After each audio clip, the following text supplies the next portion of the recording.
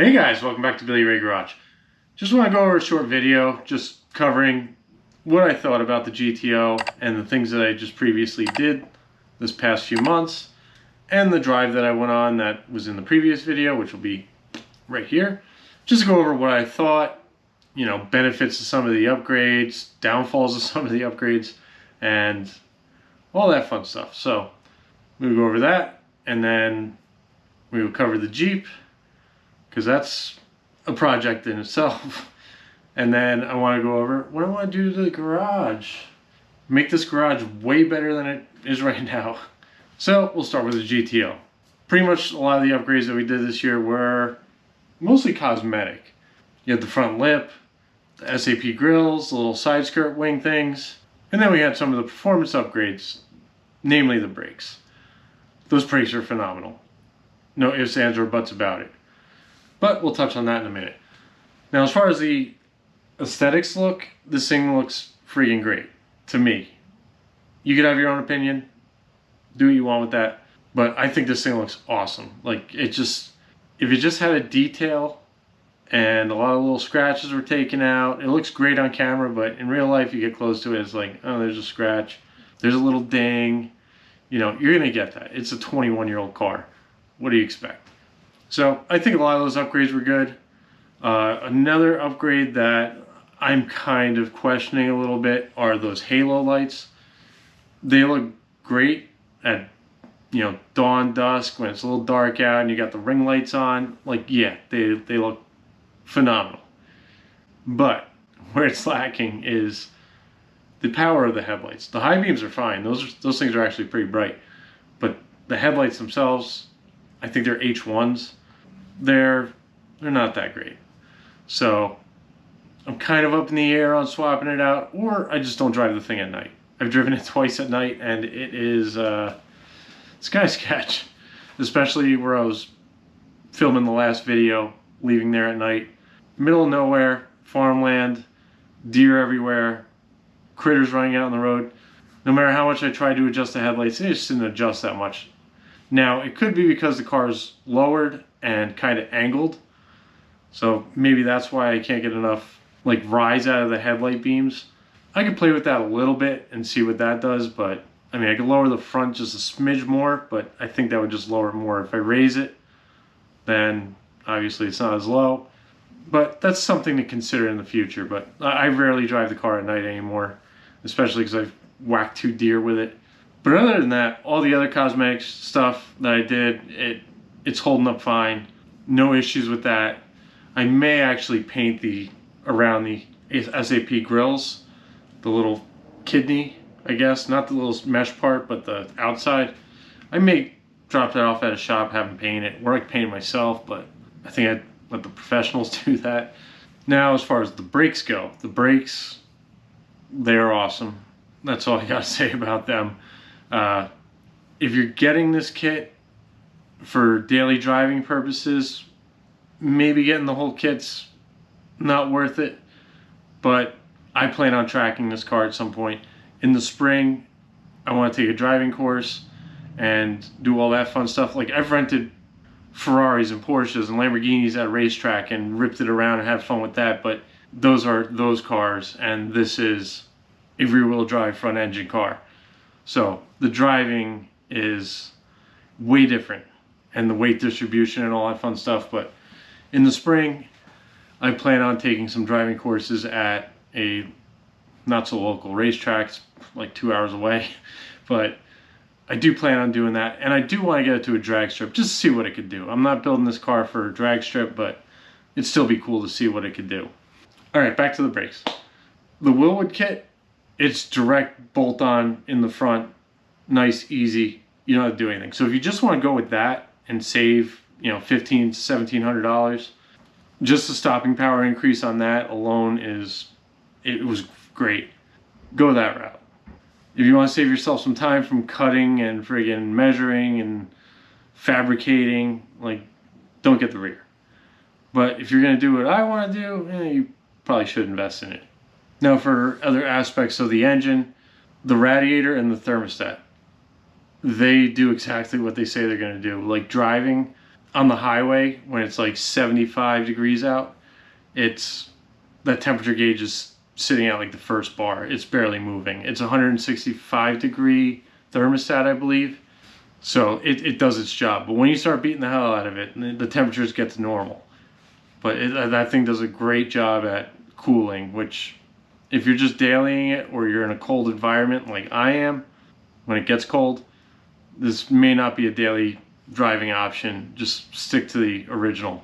Or go to the Mishimoto radiator and just get a higher temperature thermostat to keep those temperatures up.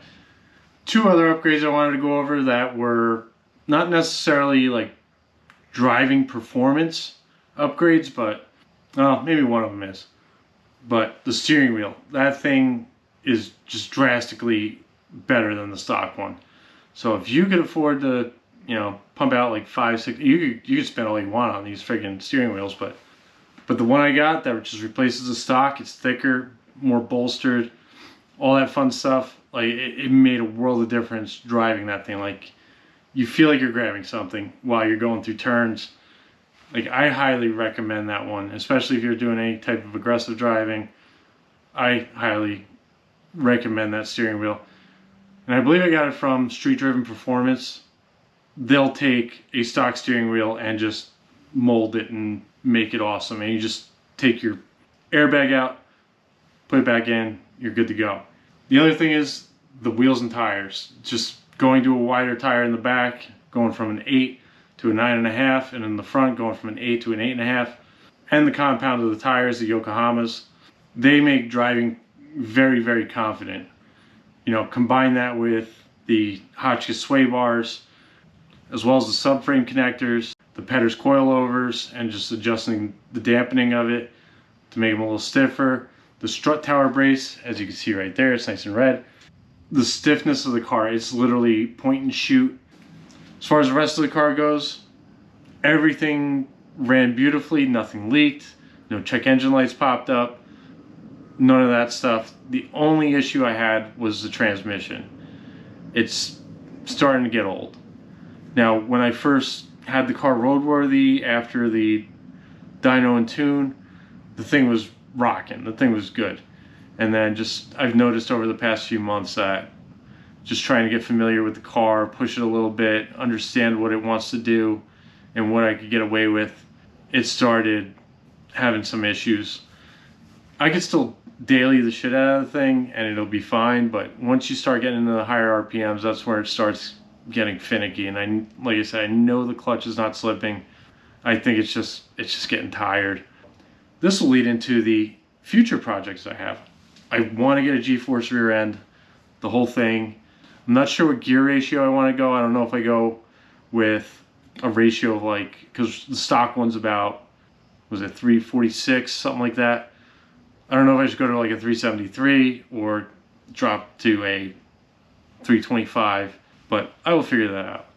And I don't know if that would go well with if you do like a 373 with a wide ratio or a close ratio transmission, how well they gel together, or if you want to do 373 with a wide ratio. I don't know what to do yet, but I'll do my research and figure that out. And one other thing that I would consider possibly changing, and it's like a double-edged sword, it's the exhaust. That drone inside, it's rough, especially when you're in the above 2500 RPM, it just starts humming in there. And I actually have sound deadening in there, and it still rings your ears. The drawback is make it quieter, which is less fun because loud is better, or go to the SLP Loudmouth 2 muffler, which I would just have to get the mufflers and that's it. And then when I do the rear or whatever, just swap it out. I would have to hear it because I don't know anybody that ever had a Loudmouth 2 exhaust. I've only known people that have the Loudmouth. I'm sure there's a drastic difference in it, but we'll see. Now onto the Jeep project. I have that in the process right now, and actually I'm filming this at night. The rust is bad in some spots, so I don't know if I'm gonna have to buy frame parts to weld in. I haven't taken like a hammer to the frame to see how thick the metal is, or if I could just get little pieces of sheet metal, or not sheet metal, but like, let's say 1/8 inch steel, fill in a section to beef it up. I don't know what I'm going to do yet. I haven't gotten to that point. But anyway, like I said, it's nighttime now. Tomorrow I am going in, and it's going to the point of no return. Right now I can drive it, it still has a hole in the exhaust. So it's just loud for the neighbors. I don't care. And when you stop at a stoplight, the fumes start coming in. I'm going to disconnect the brakes and drain the coolant and start getting drive shafts disconnected and clean out the engine compartment, get the exhaust out. Yeah, and just go from there. Every video is going to be fluid, so there might be an opportunity to do something that I didn't plan on, because it's just like, oh, it's easy. I've done this job before, but it was like 8 years ago, 7, 8 years ago. I don't remember exactly what I did, but I have an idea of the plan of attack I'm going with. But yeah, after tomorrow, the thing is, it's done on the road. It can't, because I'm going to be prepping to take the engine, transmission, axles, all that stuff out, and I'm just going to figure out how I'm going to do it, day by day. But I love that Jeep. I've had it for like 11, 12 years, and it just got me through snowstorms and got me to work through flood waters. I've literally driven that thing through 4 feet of flood water, and shouldn't do that, but the thing's heavy as shit and it's not going to float away, and I had no problems that day. But I got to my job because I'm essential. I'm essential personnel, so I have to go to my job. But yeah, that whole Jeep project is going to be, it's going to be 2 stages. Basically the undercarriage, suspension, engine bay, and then in the spring try and do more of the exterior and interior of the Jeep and change the top, the wheels, the tires. I don't know if I'll change the wheels, but maybe send them out, get them cleaned up, maybe get them powder coated or something. I don't know. Figure that out down the road. But basically, I want to get the thing back on the road as fast as possible so that I have it available for winter. And also I have to deal with storms, because the body is just going to be sitting on jack stands and 2x8s or something like that. A strong wind gust could take it out. So the faster I get that thing back together, or at least on the frame on jack stands, I'll give it more weight and less chance to blow over. That's what I got to deal with. So I know there's a couple hurricanes floating around the Atlantic right now.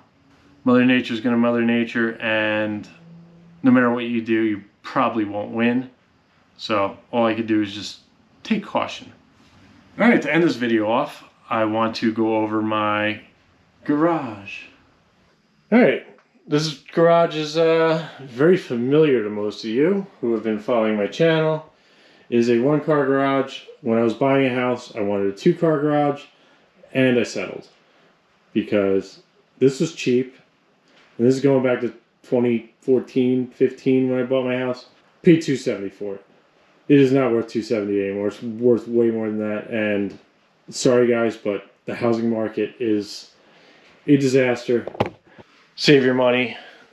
Try not to get a mortgage, because paying $2,000 plus a month for a house it's cheaper than renting, I'll tell you that much. But yeah. But you can do whatever the hell you want to your house.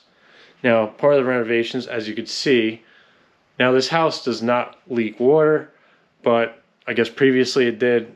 Like I said, I've been in this house almost 10 years, 11 years, whatever. And that's been like that since I got it. So that's all coming down. There was a fireplace there. Now there's just a flaccid friggin' you know what there. But I took the chimney. The chimney's still up there. So hopefully I could somehow take that down, put an exhaust fan and just shoot it out the chimney, because that would be freaking awesome. Another thing you may notice, that's the only light in here, besides the one I have hanging there. And I only have one outlet in here. Not good enough. So I want to tear down the walls, insulate it, maybe hang cabinets here, obviously get way more lighting in here, and put way more outlets in. So I would love to have an outlet like every 4 feet around this garage, and just have that ability to do that. And I was contemplating maybe putting lights into the floor, but I haven't been doing much car work in here, except for like little shit. Most of it's out in the driveway because I have way more room for activities over there.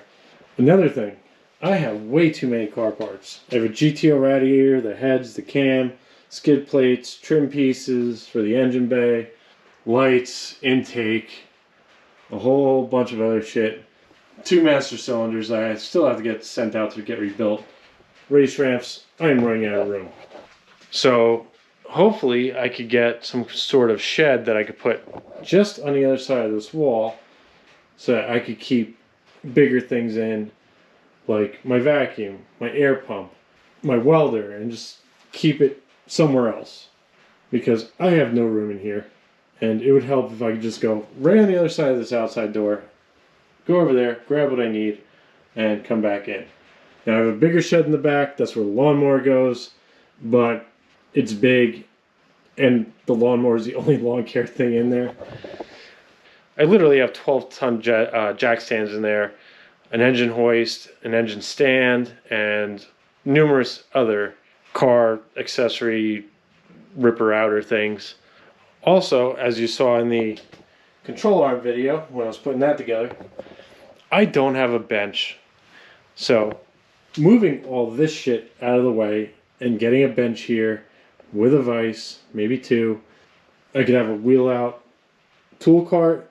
So when I go work out in the driveway, I can just load up the cart, bring it out. I don't have to keep walking back and forth to my little wall there and start digging through all this shit just to do car stuff. I have so many other tools that are just floating around here. Pump jacks. I'm just running out of room. It's getting ridiculous. But I don't mind keeping stuff here, especially like big stuff like this adjustable wrench and pipe wrenches and stuff, and like welder's mask, like that's all fine. But if I could stick all this stuff in a drawer and open this up for more tools or more whatever, that would be ideal. And one other thing that I would like to do is that air compressor right there. You know, I got some stuff floating around here, whatever, but it would be cool to, if I put a shed out back behind here and just keep it in there and keep power out there, which there is an outlet on the other side of the wall. I was an electrician, by the way, so I know how to do this stuff. So don't do this at home unless you know what you're doing. But yeah, it'd be cool to keep the compressor out back, run a line in, have multiple connections just floating around, have a hose or 2, keep one by the garage door so when I go to do my regular car tires or my Jeep tires or whatever's out there, the girlfriend's tires, I could fill them up, no problem. I have plenty of hose. Where my hose at? So yeah, I just wanted to go over some things. I thank you for sticking around this long. I know this is kind of a boring video, but just wanted a peace of mind for me just to let everything be known on my plans for this channel, juggling a full-time job, and then doing this in my free time, going to the gym. I'm a gym rat, workout, never skip leg day. So thanks for watching.